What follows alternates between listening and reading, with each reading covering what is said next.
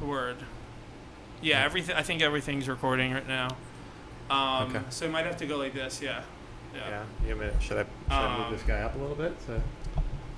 Is it good right where it is? That's fine. Yeah, that's fine. That's fine. This fine?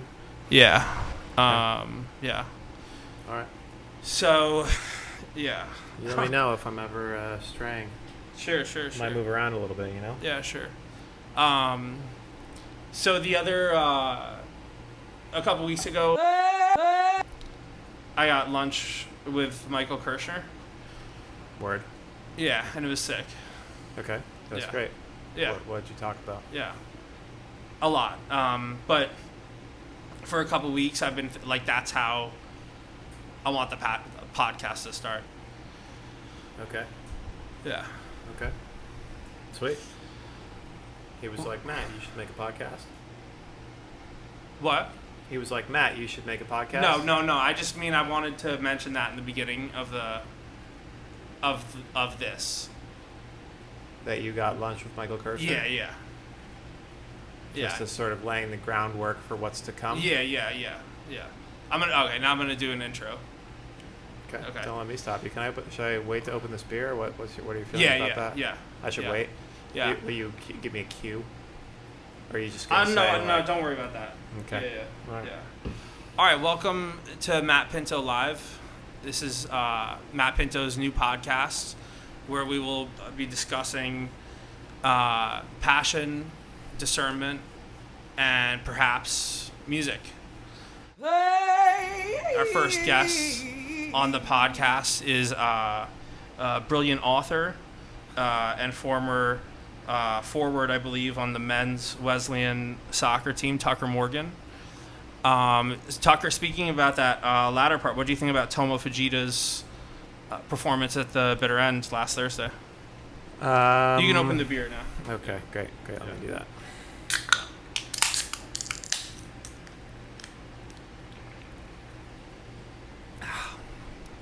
Nice. What did I think about Tomo Fujita's performance at the Bitter End last Thursday? Yeah. Let's see. I thought it was pretty sweet, basically. I thought it was pretty righteous. Yeah. Yeah, it was completely sick. That's right. Yeah. You had wildly undersold how, I think, enjoyable maybe it might be. And not even in like an esoteric, like pretty out there kind of way. It was like pretty, I think, enjoyable for, more or less anybody who could like get down with some jazzy, bluesy, funky kind of stuff, which is I think a pretty large amount of people. So yeah, it was pretty righteous. Yeah, that was a big part. I honestly had no idea like how good it was going to be, because I hope this comes out the right way. But there's been, I've seen a lot of performances of Berkeley professors where it's like they're not used to performing so much, and I had no idea how much he was going to pack the place. There were a lot of people there. That was pretty nuts. We rolled up, and it was like, we literally thought it was crucial to go to the front of the line and be like, are you sure you're going to let all these people into this club like this? But that sort of speaks to a lot. And, those edibles were pretty sick. Yeah, I definitely think that enhanced the experience. Definitely makes it harder for me to remember some of the specifics, but my vibes were very good. Yeah. Definitely on the edibles when he was doing some ethereal soloing on Little Wing. Yeah. So I feel like off the bat, like I think I do want to get rid of one of their monitors. You want to get rid of it? Not now, but for the next podcast, like. Sure. Yeah. You think two monitors is too many? It's I'm looking at like a lot of your eyes, which is like fine, but that's. We could lower this down very easily. You can lower the monitor? Yeah. All right, cool. What do you think about that? That's pretty tight. Yeah. No, that's actually a lot better. Yeah. Yeah. Yeah. No, that was one of the best concerts I've ever seen in my life. I just uploaded a video of Little Wing to my YouTube channel, which I hope isn't. I think it's like fine. I think it's like. Seems probably fine. Yeah. I really don't know actually. Yeah. Probably fine. He has on his channel like a lot of niche Mayer clips of like, I don't know, whenever John Mayer's in Boston and that he's recording on his iPhone. Like yeah, and he'll John Mayer like yeah doing whatever it is that he does. Yeah. So. All right. Sick. Yeah, that was an amazing concert. Definitely a reminder of like not caring about it being 2023 and worrying if like blues music is going to transcend demographics or anything like that. And definitely a lesson in like, I mean, you commented a lot about how it's like there are these like Gen Z kids there and like kind of blew my mind. Yeah. A lot of like it just wasn't what I was expecting, especially given the sort of tone that you had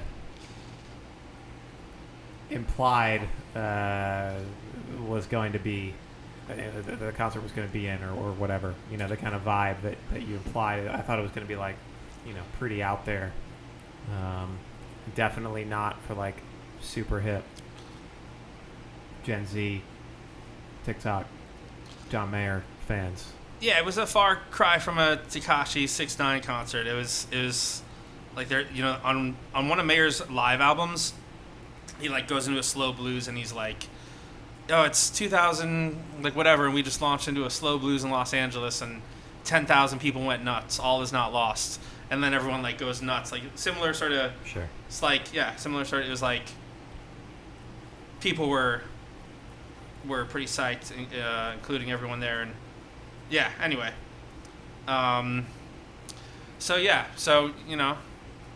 definitely getting used to doing a podcast. It's a little different, and it's different. Yeah, you haven't heard of this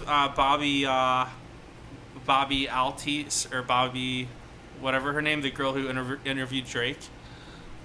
No. Oh, okay. What's that? I'm what definitely with Drake? I'll show it to you. I'm butchering her name. Shout out to Bobby. Shout out Bobby. She started this podcast where she's like playing a character, basically, and it's like to a T, sort of what I intended on doing with you. Really? Yeah. You'll know exactly what I'm talking about. What character is she playing? Excuse me. I'll show it to you. You'll see what I mean. Okay. But I decided especially because of how good she's doing that, I can't really. That's not what this is going to be. You're going earnest? I think I'm going earnest. Yeah. All right. Yeah. And I figured that depending on how long. Wait, what did you say? Oh, so you're relying on my star power to bring in the listeners. That's why you brought me on as guest number one. I brought you on as guest number one because for a bunch of reasons. I haven't really thought of. It just makes sense. It just makes sense to have you be the first guest. I thought that you would sort of. I'm gonna go back and I think I'm gonna beep out all the ums and ahs. That's something that Troy gave me a heads up about. He was like, "You're gonna have to really cut out watch." All the ums and ahs. Yeah. Sure.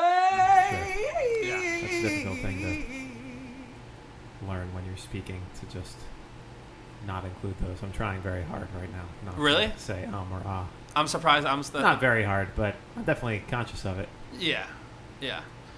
Anyway, it just made sense for you to be the first guest. I feel like you know me very well, and you can kind of hold my hand through all this. I hope that the audio is going to work out. I think it will. You have a better mic, by the way.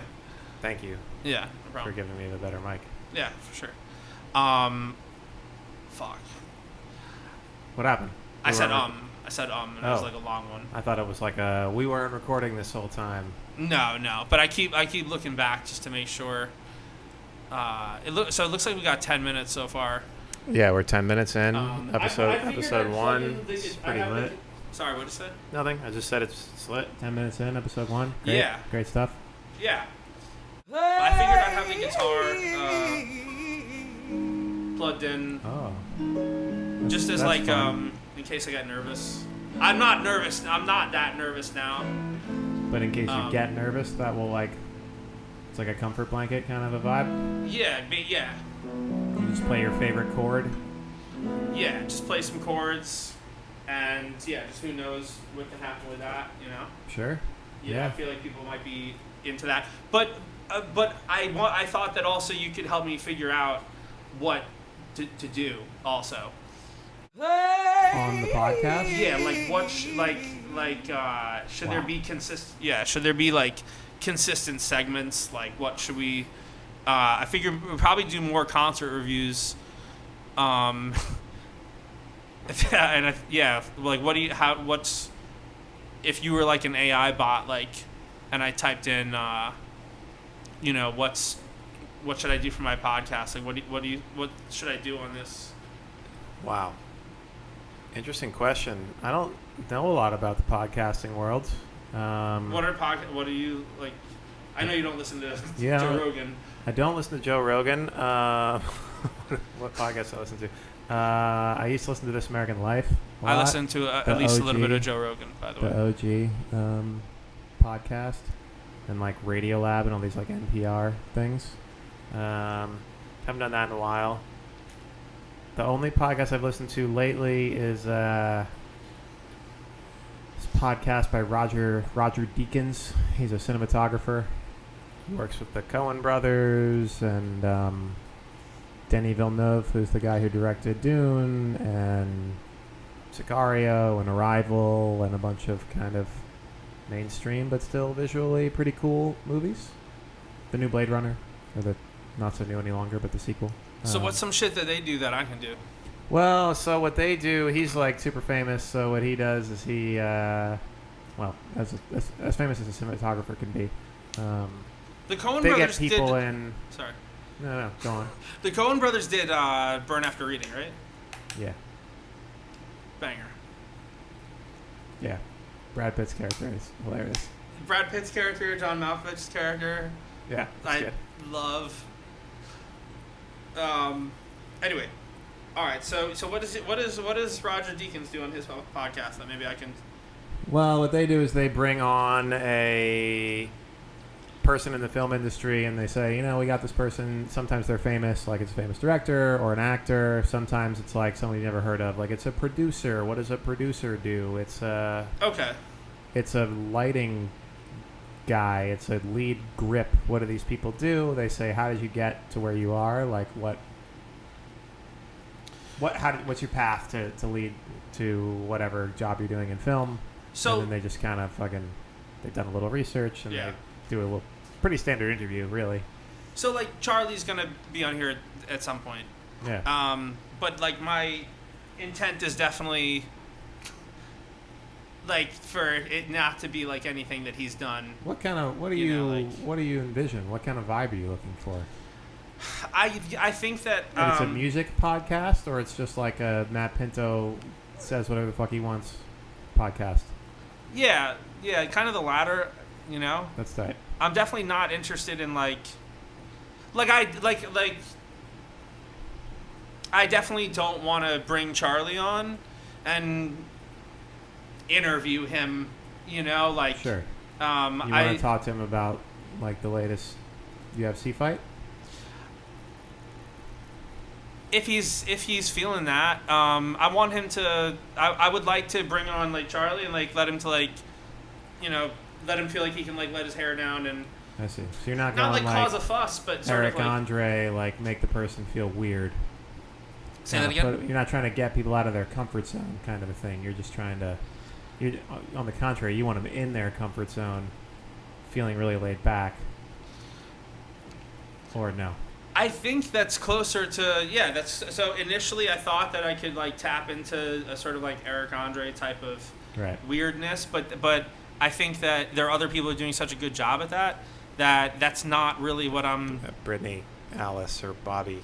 Bobby Alice, Altice, or whatever it is. Yeah. I guess. Wait, I just remembered that I can look up stuff that's like okay to do. I love her. She's Altoff. She's doing like exactly what I intended on doing, like with like, but she does it so good. There's no point in me like trying to, Bobby Altoff. Do you think that it'd be possible to get a setup where it's like we can do some like this a little bit in, like a screen mirroring thing where like I pop up like open up a web browser and you can see it on your desktop? Whoa, interesting. Not right now, but like in the. Not impossible. I mean, we could easily do. There's more or less legit ways to do that, but there's any number of ways that we could accomplish such a thing. Yeah. Cool. That being said, all that.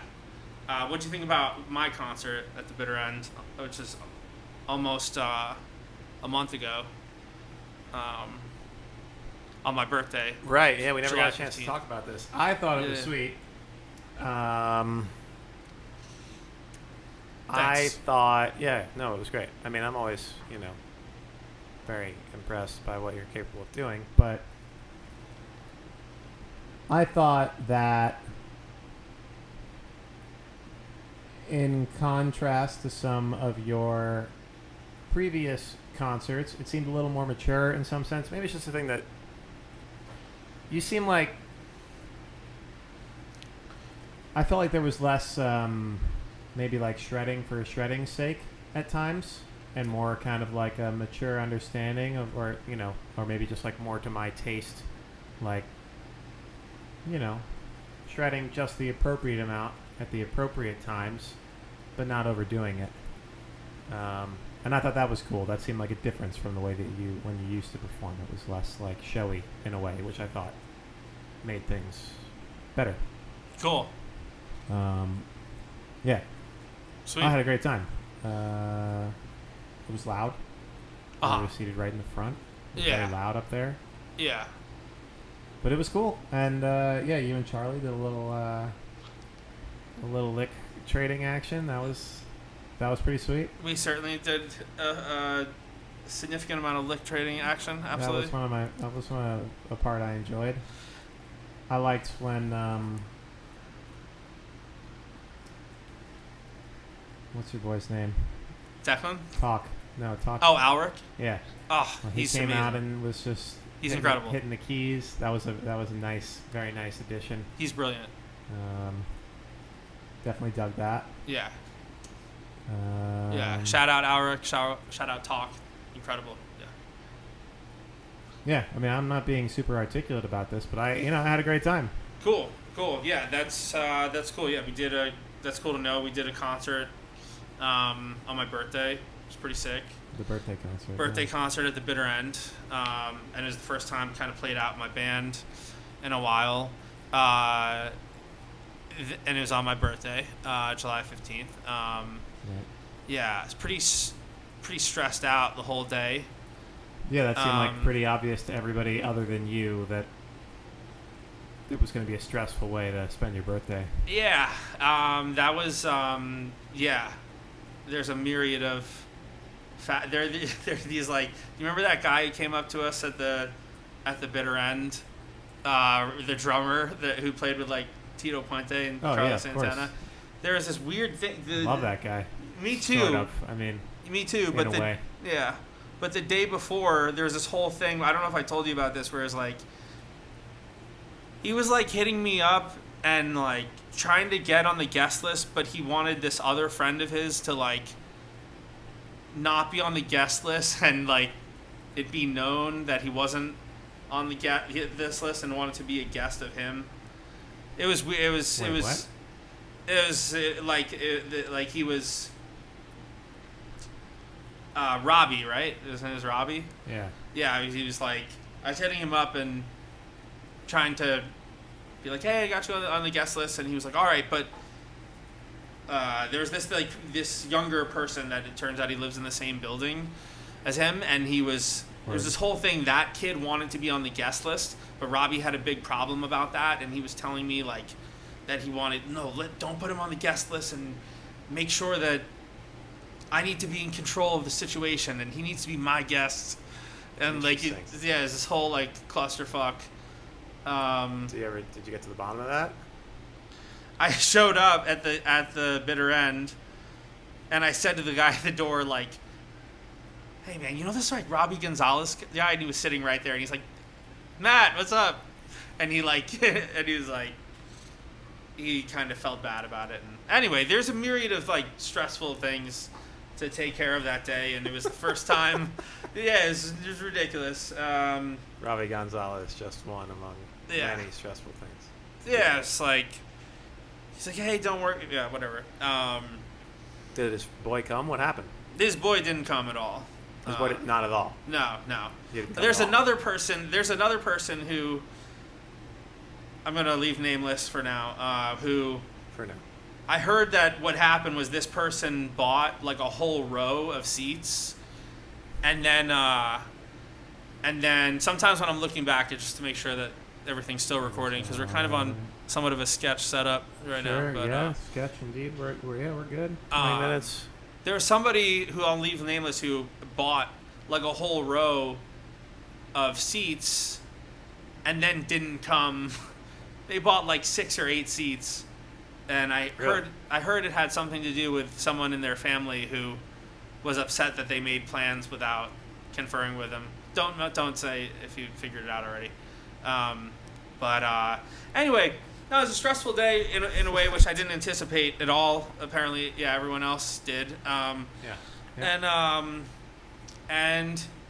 yeah, some of that is just natural. It's like being nervous about performing, you know. Yeah. Just wanting stuff to be cool, and yeah, there's a little bit of nervous energy, like playing the first show back in the city in a while. Sure. And then my pedal board like basically exploded before Blueberries. Yeah, that's right. And I don't know. Everything shut off, and you said, "What?" Yeah. I don't know if that's because I dedicated Blueberries to Tom or not. I don't think so. I think that meant a lot to Tom. Tom loves that song. Yeah. And I think he was also flirting with not being there in time to hear it. So it was great that he got in there just before you did Blueberries, and then you were able to dedicate it to him. Yeah. Blueberries. It's like an instrumental song I got. It's like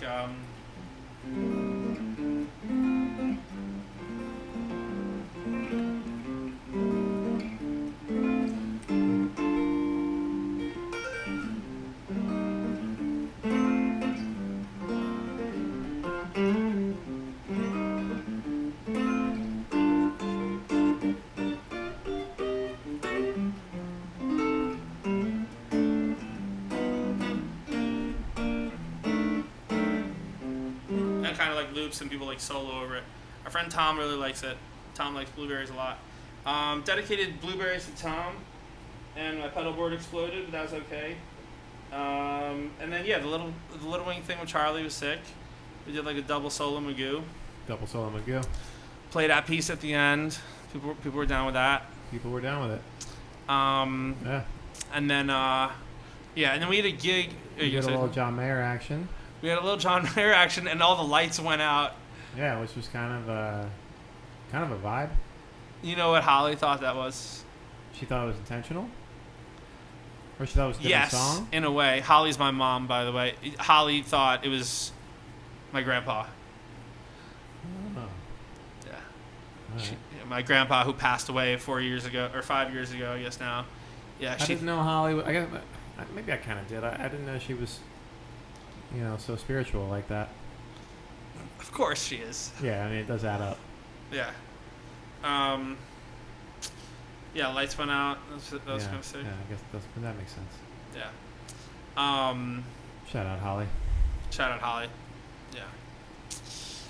And then we had a gig in Huntington the next week, which in some ways went a lot better. Yeah, man. I don't know if you want to get into it on the podcast, but what was so much better about that second performance? Well, so that was at Industry in Huntington, which is. Have you ever hung out in Huntington by any chance? like around the main track around the weekend. It's kind of cool. Only that one night when I went to see Fantagram. When you saw who? Fantagram. Where did you see him at the Paramount? Yeah. Yeah. It's pretty cool. Yeah. And then, we hung out a little bit that night. That's the only time I ever hung out in Huntington. Yeah. I played soccer in Huntington. I've ridden a bike through Huntington, but I've never hung out there. How do you get to? You drove to Huntington with a bike on your car and then rode around there? Or? No, I biked to Huntington with the bike on my feet, and then I biked back. How do you do that? It's not that far, really. I mean, like on a bike, it's not super duper close, but I would leave from my dad's house, which is closer. Your dad's house in Glen Cove? No, in Old Westbury. But like, do you take the highway? No, you take like side roads. Okay. Yeah. I mean, you just pedal. It was when I was like training for these. I used to do these like bike things with my dad. Yeah. So you got to ride a little ways. I think it's probably like 50 miles round trip. Okay. Which is like, that sounds like an awful lot. It's not a small amount, but it's not like crazy. That's like, I don't know, maybe like going for like a 10-mile run or something like that, which is far. But if you're like training for a marathon, that's just kind of like not that big a deal. Lots of people do it. It's just a matter of, it just takes a while. Yeah. Okay.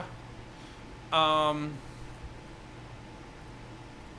right, so word. So Huntington's pretty cool. Yeah. So you like Huntington? So this venue Industry. It's pretty called Industry. It's like Industry Works or whatever. Industry Huntington. Industry Works. It was actually a really cool venue. Industry Makers. Industry Makers. Yeah. It's actually a really cool venue, and we're trying to like get stuff popping there a little bit more often.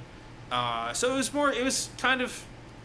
So there's a novelty to that Bitter End show because it was my birthday. True. This was cool because it was like opening for Alric's side project when he's not on tour with Talk. Right. And my pedal board was working the whole time. You had a functional pedal board? I had a functional pedal board, which Nice. gave me some cooler sounds to work with. Is Ava waking up? She's waking up. She's on her way. I can see her. She's definitely welcome to be on the podcast. Absolutely. I think she's going back. Does she know what's going on? She turned around. She knows that there's a podcast going on. Uh-huh. But that's it. That's all she knows because that's all. Right. That's all I knew. Right. Going into this. Okay. So. Cool. Yeah. Oh, she's coming back. Okay. Ava, it's okay to. You could be a part of the podcast. You can be in the podcast. No. You don't want to be a part of the podcast? Yeah, yeah. It's live. This is Matt Pinto live. Yeah, this is Matt Pinto live. You like that? All right. We'll see in a little bit. Let's try for like. I'm not planning on cutting anything, but let's try for like 13 more minutes, maybe. 13 more minutes. I think. Okay. Yeah. Yeah. Sure. I can sit here and sort of hit the ball back across the net for 13 more minutes. It won't even be a problem. I'm a little worried that maybe like. I'm very worried. But yeah. Maybe this just won't be interesting to anybody. Yeah, definitely. Me too. That's definitely. Yeah, I think that. Yeah. I think that seems pretty likely. Yeah. I think that explain the whole explaining how Tomo's concert went was very bad. Like we like. You think it was bad? You didn't think it was bad? No, I didn't think it was good. I mean, I didn't really. I wasn't sure what my role was here. Yeah. If am I supposed to like attempt to be engaging, or am I just supposed to be my sort of more typical kind of laconic self? Like I would have to do way more. Like I would have to do way more drugs, or like I have to like take an Adderall, and then I think I would, maybe be a more engaging guest. I thought that was great what you just did. I think that I think that as far as like that's probably going to be the reel that I like promote the podcast with. Nice. Okay. Great. Yeah. Well, we got there. Yeah. Now we just need 13 more solid minutes like that. A tight right. 13. Yeah. I wanted to. I think we're doing a great job, basically. Yeah, sure, me too. Yeah. It's a great job. We're doing a great job. Yeah. It's our first podcast. Yeah, it's the first podcast, and what were we talking about before? We were talking about biking industry. To hunt. Industry. It's called Industry Works, and so my pedalboard was working at that show. Yeah, sure. And that was sick. That my pedalboard worked, and it particularly there's this one effect. It's called an envelope filter. It's like it's kind of like an auto wah-wah pedal, but it's a little bit more like Jerry Garcia used it a lot. Tight. It's like a lot of like funk acts use it. It's a crucial part of the sound in the John Mayer tune that we played at the Bitter End. I don't trust myself with loving you, but it wasn't working. Yeah. That's exactly how it sounds. Yeah. You don't even need to pick up the guitar. Right. So that I could wah-wah all day during that show. It was really cool. Yeah. Was there like a period where you wanted to womp in the previous show and you couldn't? Yeah, I wanted to womp during that. During the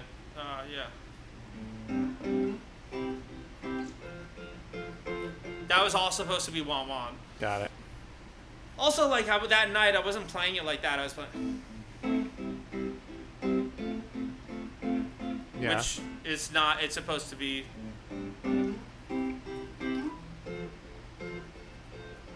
Like that. So and it was just, and then Alric's thing was cool, and oh, dude, the guitar. I think one of the camera. Oh yeah, so that camera just went out. Yeah. That's okay. Lost that wide shot. That's okay. That's fine. It's not a big deal. Yeah. The it's not a visual medium. The podcast. Byrne, who was my favorite and sort of elder statesman at guitar teacher at the school that I used to teach at, he came to the gig in Huntington and hung out, and that was cool for me and Alric, I think, and that was really, I guess he sort of maybe functioned as sort of fatherly figure in a way, and it's really cool to see Byrne out there. Byrne. We kind of like killed it at that gig, and also like even though it was trio, which I was worried about. I was worried. A big part of the Bitter End gig was I was worried that the trio thing was a little too thin. It was a little too like not full sounding. Yeah. That's why this one. The Bitter End's having us back on September 29th, a Friday. I know. And I'm gonna be there. Word, sick. Yeah, it's gonna be fucking crazy. And I like really want there to be another guitar player, or another keyboard player. Oh. So it doesn't sound so like. It's hard to make a trio sound like so full and thin. Anyway, but we sounded sick at Industry, so. Word, made it work. Yeah, and then Industry Works. Alric did his set, which is really cool, and then Talk like played on the third set, and they had me up for a bunch of the songs, and Gabe came up for a bunch of the songs, and it was cool. So it was like it was more comfortable. Like feel like I had the Bitter End gig. We had like our reps in more, kind of prepared us for doing that one. So sure, that's why that one was kind of cooler in a way. Yeah, you thought you sounded better. Yeah. And also, like I don't know, a lot of the banter was like a little bit more natural. It was like a little, You think that's easier when it's not like your family and friends there? I think it's just having the reps, like having it, that made it easier, like, Also, like, to be honest, dude, I was like very disappointed with. I thought that we were gonna have a lot more people come to the Bitter End show. To be honest. Yeah. I was like it was decent. It was like all right, but based off of like talking to pretty people. Good amount of people there. Yeah, I know, but still, I thought we were like I thought it was gonna be, I thought it was gonna be closer to Tomo's, not quite like that, but like half of that or something, you know, like. It probably was half of that. Might have been more than half of that. I mean, how many people went You to think the so? Yeah. All the tables were full. Yeah. Tomo had more people on the far side of the stage, whatever. Yeah. There's more people standing around, but yeah. I mean, the place is not that enormous. I think it's probably, I don't know, half that. Yeah. No.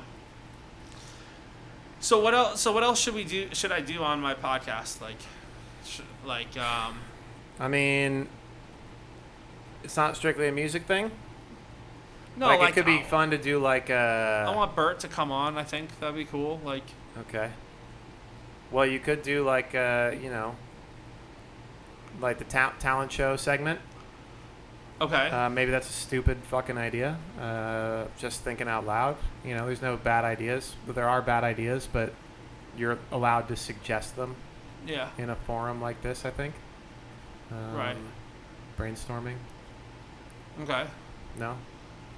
I like I like the idea of a talent show for sure. Like Bert could do a monologue. For instance, kind of a thing. Yeah. Did you write a poem, by the way? No.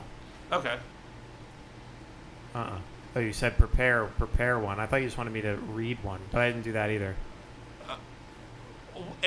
You could still. I think it would be sick if you read a poem that you really like.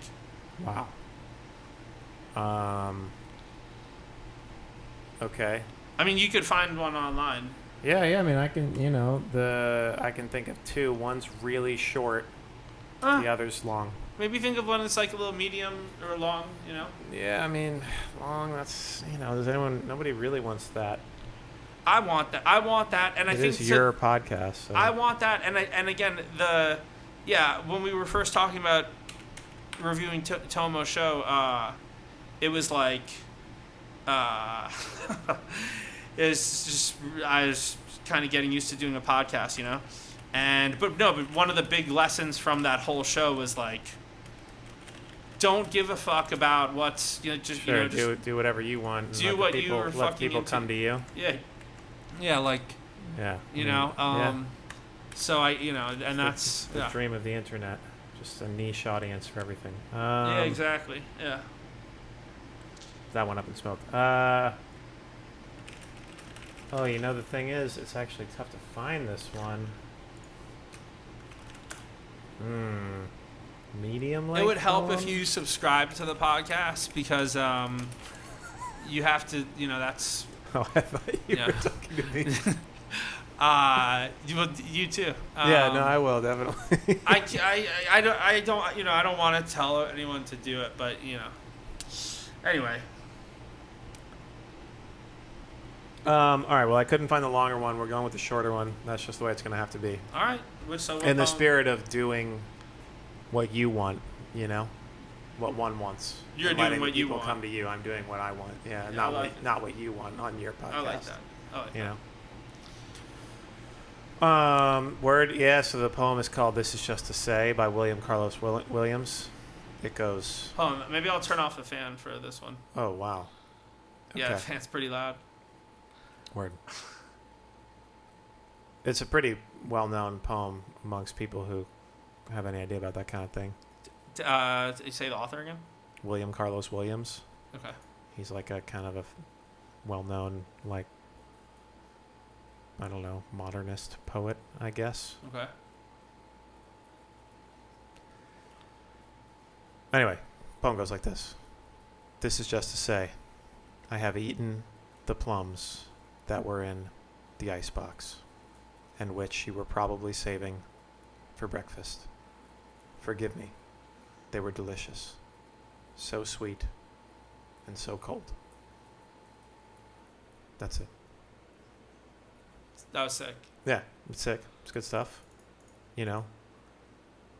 Kind of interesting what makes that a poem exactly, as opposed to like a note that you would just leave to your wife. I mean, I guess that's what it was, really.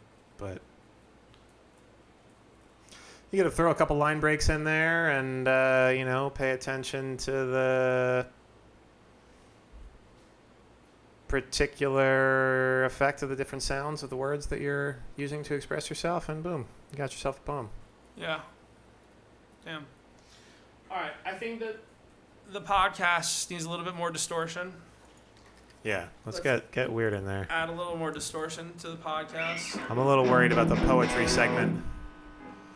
Sorry, what did you say? I said I'm a little worried about the poetry segment. I think some some distortion could be pretty good. The poetry part was the best part so far. Okay.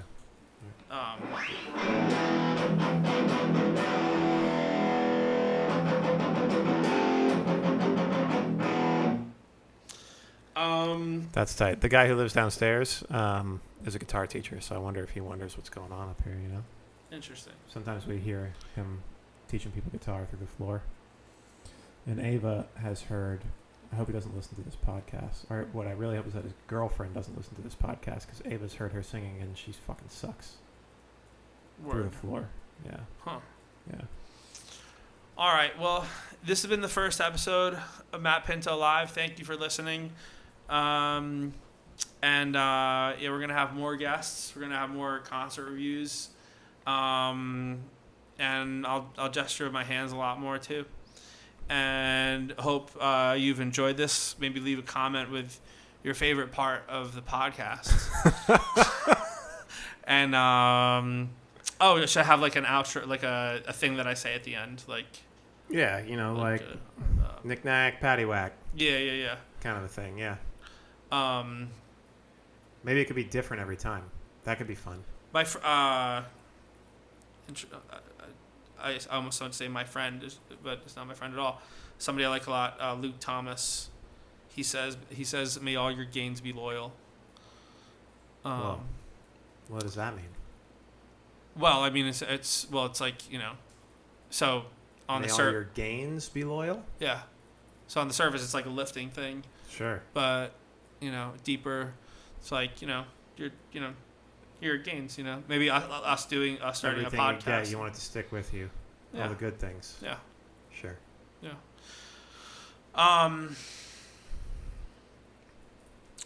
Yeah. Anyway, please listen to each other. Peace out.